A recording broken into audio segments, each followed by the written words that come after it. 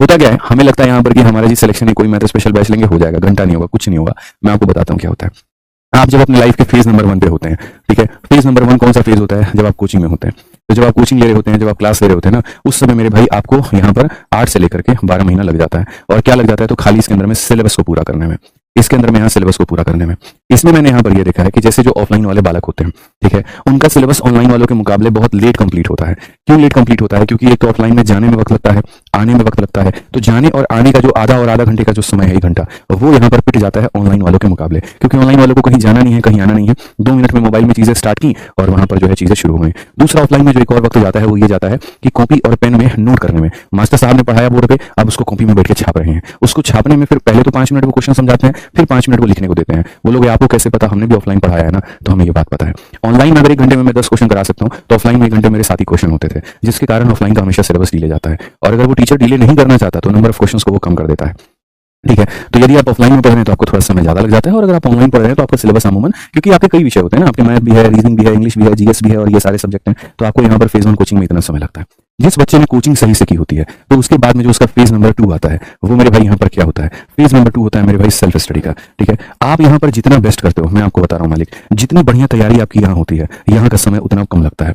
किसी बच्चे ने, अगर ये जैसे मानो मैं 2 तरह के बच्चों को बताता हूँ, 2 तरह का बच्चा है, दोनों का दोनों ग्रेजुएशन कंप्लीट किए हुए है। पहला बच्चा यहाँ पर ऐसे मान करके चलो कि अभी कोचिंग जा रहा है और एकदम मस्ती मस्ती में, जैसे मैं मुखर्जी नगर में पढ़ाता था बत्रा सिनेमा में, तो जैसे कुछ बच्चे ये होते थे कि यार अभी तो कोचिंग ले रहे हैं, पढ़ाई तो हम बाद में करेंगे, तो मम्मी पापा से पैसे ले लिए, आकर के ऑफलाइन में एडमिशन करवा लिया। एडमिशन कराने के बाद में किसी दिन क्लास आ रहे हैं और किसी दिन नहीं आ रहे हैं, तो कुतुब मीनार घूमने जा रहे हैं, कभी लाल किला घूमने जा रहे हैं, तो शाम को यहाँ बत्रा सिनेमा में चाय पी रहे हैं, तो दोस्तों के साथ में जो है मूवी देखने जा रहे हैं। तो मतलब इनका उद्देश्य ये है, जैसे ये कॉलेज लाइफ नहीं जिए हुए हैं, तो ये क्या करते हैं, कोचिंग को ही कॉलेज लाइफ बना देते हैं। और उसके बाद में बढ़िया से अपना बस हाँ इतना है कि क्लास में जो सर ने पढ़ाया वो मेरे कॉपी में होना चाहिए। इनकी मानसिकता क्या होती है, अगले दिन अगर ये क्लास नहीं आते थे या जिस दिन क्लास नहीं आते थे, भाई थोड़ा फोटो भेज दिया नोट्स के जल्दी जो आज सर ने पढ़ाया, और सर के नोट्स के फोटो को वहां पर ये अपनी कॉपी में छापते थे। ये कभी समझ ही नहीं पाए कि जनरल कंपटीशन में नोट्स के आधार पर तो सिलेक्शन यहाँ होता ही नहीं है। वो 10वीं और 12वीं की कहानी थोड़ी है कि नोट्स पूरे होने चाहिए, उसको पढ़ करके चले जाएंगे और उसी से क्वेश्चन पूछा जाएगा डिटो यहाँ पर, और उसी की थ्योरी लिख करके चले आएंगे तो नंबर मिलेगा। सर ये जनरल कंपटीशन, यहाँ कंसेप्ट को समझना पड़ता है, ठीक है। सेम डेटा का क्वेश्चन थोड़ी आता है, किसी टीचर का पढ़ाया सेम नोट्स का क्वेश्चन उठ के आ जाए, नहीं, कंसेप्ट सेम होता है, क्वेश्चन सेम नहीं होता। यानी अगर तुम कंसेप्ट को नहीं समझोगे, तुम क्लास में फिजिकली प्रेजेंट नहीं हो, तो तुम कितना भी नोट्स लेके छाप लो, तुम्हारे किसी काम का नहीं है,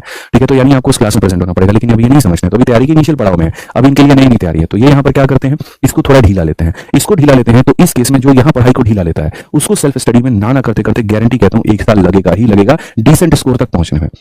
लेकिन जिस बच्चे का माइंडसेट बहुत क्लियर है कि भाई मुझे अभी एसएससी करना है, एसएससी के बाद में मुझे यूपीएससी करना है, यूपीएससी के बाद में मुझे आगे किसी पड़ाव में जाना है, वो बच्चा यहाँ पर क्या करता है मैं आपको बताता हूँ। वो यहाँ पर इस चीज को बहुत डेडिकेशन के साथ में लेता है और सेल्फ स्टडी वाले मोड में आराम से वो 3 से 4 महीने में बढ़िया तरीके से जो भी इसके बैकलॉग्स होते हैं उसको क्लियर करता है।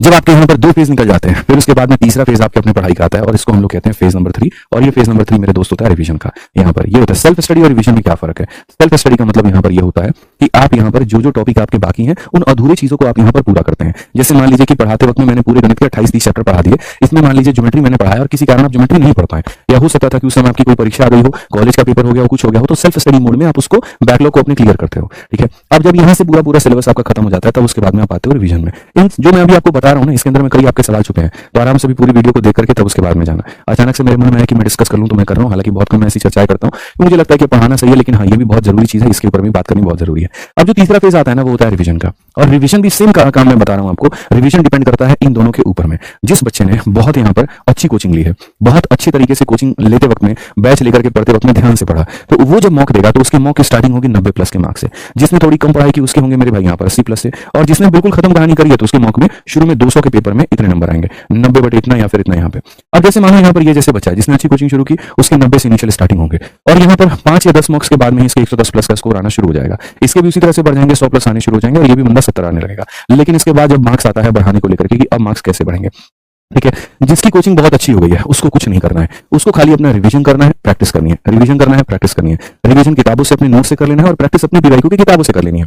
मान लीजिए आपने मॉक दिया, मॉक में आपको पता चला टाइम एंड वर्क का क्वेश्चन गलत हो रहा है, तो गलत हो रहा है तो कोई बात नहीं, टाइम एंड वर्क का वापस एक बार नोट्स रिवाइज कर लो और पीवाईक्यू वाली किताब से क्वेश्चन लगा लो, उसके बाद में टाइम एंड वर्क गलत नहीं होगा। तुम्हें पता चलेगा कि फिजिक्स में यहाँ पर जो है मेरा इलेक्ट्रिसिटी का क्वेश्चन गलत हो रहा है, या यूनिट एंड मेजरमेंट का मेरा क्वेश्चन गलत हो रहा है, खाली एक बार वहां जाकर के देखे और यहाँ पर ये चीज तुम्हारी कंप्लीट हो जाएगी। यानी यहाँ पर जिस बच्चे की तैयारी बहुत अच्छी हो गई होती है, उसको जीवन में दोबारा आकर के पलट करके वापस से पूरा सिलेबस नहीं करना होता, उसको खाली करना होता है रिवीजन, और रिवीजन करते करते 110 के बाद 120, 120, 130, 140, 150, 160 तक लेकर के यहाँ तक ये चला जाता है। लेकिन जिसने शुरू में कोचिंग में ही ध्यान पे नहीं दिया, अब उसके ऑलरेडी 1 साल निकल गए हैं, उसके बाद सेल्फ स्टडी का भी 3-4 महीना उसने निकाल दिया है। अब जब यहाँ पर वो आता है तो कहता है अपने आप से, यार मेरे को तो पता है ना 2 साल हो गए, पूरी दुनिया मॉक लगा रही है और यहाँ पर मैं अभी पढ़ ही रहा हूँ, एक काम करो छोड़ो पढ़ाई, हम भी क्या कूद जाते हैं, मॉक लगाने में कूद जाते हैं। ये दुनिया को देख करके ये भी मॉक देने कूद जाता है, और जब मॉक देने कूदता है तो 50, 60, 70 ज्यादा खूब खींचेगा ना, खूब ताकत लगा लेगा तो 100, 110 नंबर पर जाकर के अटकेगा, लेकिन उसके बाद में इसके स्कोर 110 से बढ़ेंगे नहीं। फिर यहाँ पर ये बालक सर्च करता है how to increase the score, और कहाँ सर्च करता है, इंटरनेट पे, यूट्यूब पे, कि मॉक में मार्क्स कैसे बढ़ाएं। ठीक है, इसको कभी किसी ने क्यों नहीं बताया कि बेटा तेरा सिलेबस ही पूरी तरीके से कंप्लीट नहीं था। इसको कोई ये भी बता दिया कि इसकी आंखें ये नहीं देखती हैं कि ये जब सिंगल डिजिट इसका जब मॉक देता है तो मॉक में इसके जीएस में सिंगल डिजिट मार्क्स आते हैं।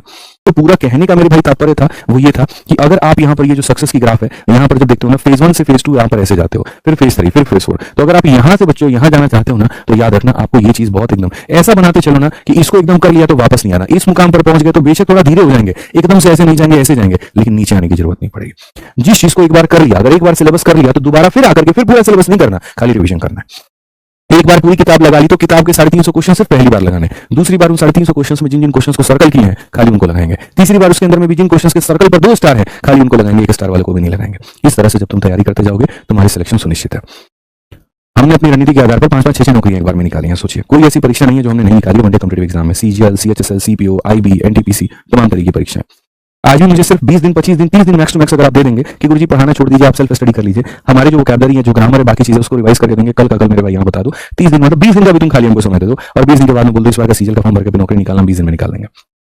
मैथ है ही भाई, इंग्लिश के अंदर में रिवीजन मुझे करना है, कुछ है नहीं, रीजनिंग मेरा कंप्लीट ही है, ऐसे भी आज भी अगर दोगे तो 50 में 40 तो लेकर के आ जाऊंगा, रिवीजन करने में 50 में 50 है, जीएस मुझे खाली पढ़ना होगा, खाली वो रिवाइज करना होगा, करंट अफेयर और स्टैटिक। ये रणनीति पता है ना हमें क्या करनी है, हमें पता हमारी कमजोरी है, हमारे पता है, जैसे मैंने अपनी वीकनेस बता दी, ठीक है, तो वो वीकनेस पर काम करूंगा, काम खत्म। आप वीकनेस को एक्सेप्ट नहीं करते हैं, आप कमजोरी को एक्सेप्ट नहीं करते हैं, दुनिया को देख करके अपनी चाल को बदलते हैं, और ऐसे में कभी आप सक्सेसफुल नहीं हो पाएंगे।